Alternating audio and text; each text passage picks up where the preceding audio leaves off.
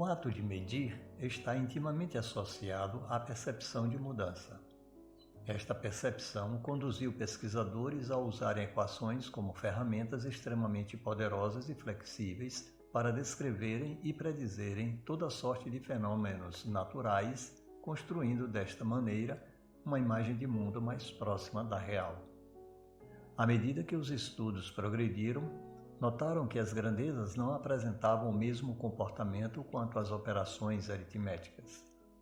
Enquanto certas operações eram simples, outras possuíam comportamentos estranhos por vincularem direção e sentido em suas operações aritméticas e requisitavam maiores anotações de como proceder com estas grandezas, dificultando a resolução de problemas mais complexos.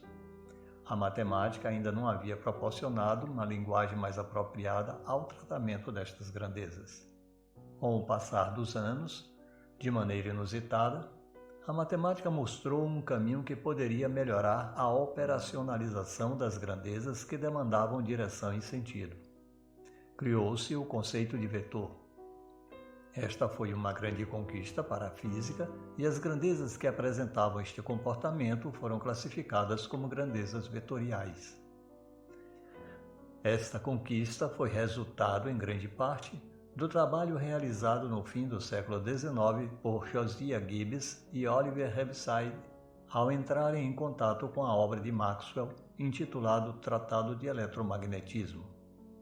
Gibbs e Heaviside introduziram independentemente mudança nos quaternions, invenção de Hamilton, para a representação de números complexos, elaborando um novo formalismo matemático, a análise vetorial, que permite lidar com estas novas entidades de maneira mais prática. Na obra de Newton, Princípios Matemáticos da Filosofia Natural, evidentemente que não existe o uso direto do conceito de vetores, porque este conceito, como estamos vendo, foi muito posterior à publicação desta obra. Ao descrever certos fenômenos físicos, Newton acentuava a importância de considerar a direção e o sentido deles, fazendo a manipulação por meio da geometria. Veja como Newton escreveu o Corolário 3 em sua obra. A quantidade de movimento que se obtém tomando a soma dos movimentos realizados em um sentido e a diferença daqueles realizados em sentidos contrários não muda pela ação dos corpos entre si. Posteriormente, veremos que esta simples explicação fornecida por Newton sobre o comportamento dos corpos que interagem com a invenção da análise vetorial permitiu aplicar para situações muito mais complexas do que um movimento simples em uma direção. Como você pode observar por estas páginas de certos livros didáticos atuais, elas estão impregnadas do formalismo vetorial criado no século XIX. Desta página, temos o Corolário 3, aqui apresentado de maneira simples por esta equação em destaque. Os vetores sobre as letras Q identificam um tipo de operação que deve ser realizada.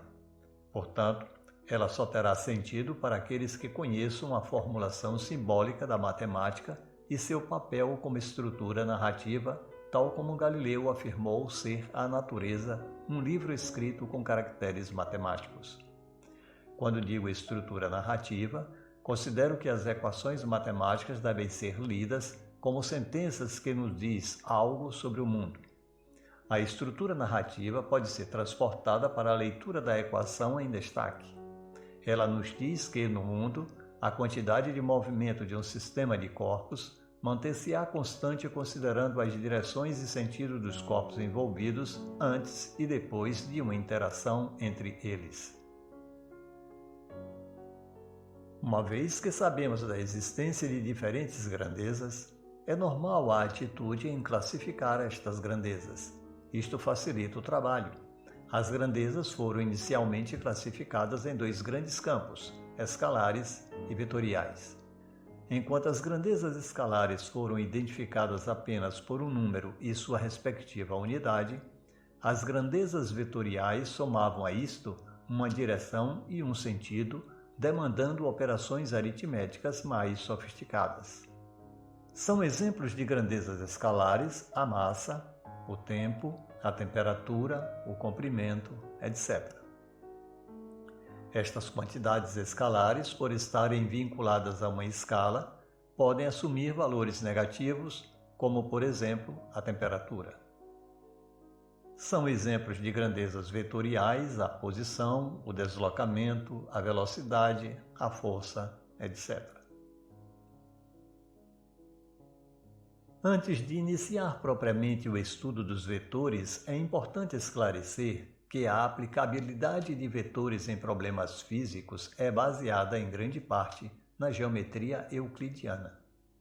Isto é, o espaço deve ser considerado plano, por isso não devemos nos esquecer que a mecânica newtoniana é estudada em um espaço plano. Para o espaço curvo, existe uma linguagem mais geral, a geometria diferencial métrica.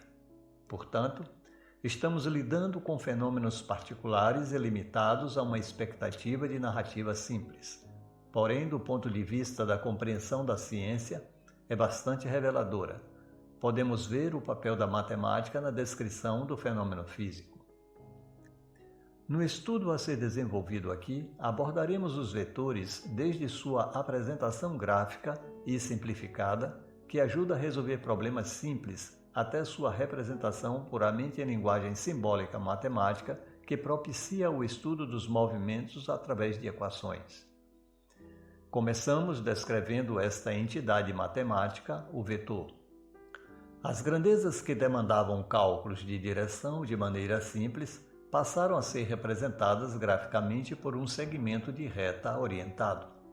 Este segmento de reta orientado recebeu o nome de vetor. O vetor é desenhado contendo o início em O e seu ponto final ou extremidade em P. O comprimento OP representa o módulo do vetor, ou intensidade da grandeza. A direção é a direção da reta que contém o segmento OP, e o sentido é de O para P. Serão utilizadas as seguintes notações para as grandezas vetoriais. Um vetor será identificado por uma letra em negrito quando em texto impresso, ou com uma pequena seta sobre ela quando escrito no quadro ou caderno. O módulo de um vetor A é dado por a letra A entre duas barras verticais, ou, de maneira mais simples, pela letra sem a seta sobre ela. O módulo do vetor é a intensidade da grandeza. Na álgebra dos vetores, as definições seguintes são fundamentais. Dois vetores são iguais quando possuírem mesmo módulo, direção e sentido. Se temos um vetor E em certa direção e sentido, um vetor menos E possui a mesma direção, porém sentido oposto ao de E. Dados quaisquer vetores A, B, C e D, a soma destes, indicada por um vetor resultante R igual a mais B mais C mais D, é realizada ligando um vetor após o outro, sempre o final de um ao início do seguinte. Por exemplo, toma-se o vetor A, mantendo sua direção e sentido. Em seguida, liga-se o início do vetor B ao final do vetor A. Depois, o início do vetor C é ligado ao final do vetor B e, por fim, o início do vetor D é ligado ao final do vetor C.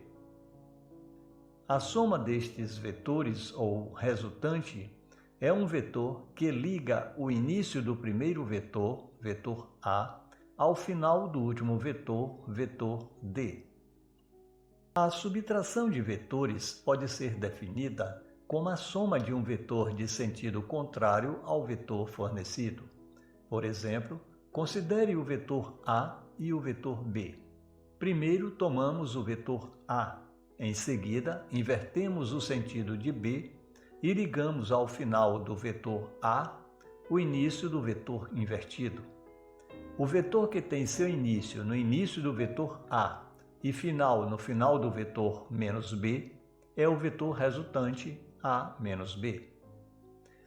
O produto de uma escalar m por um vetor é um vetor MA, com mesma direção de A e cujo sentido pode ser o mesmo ou contrário conforme m seja positivo ou negativo.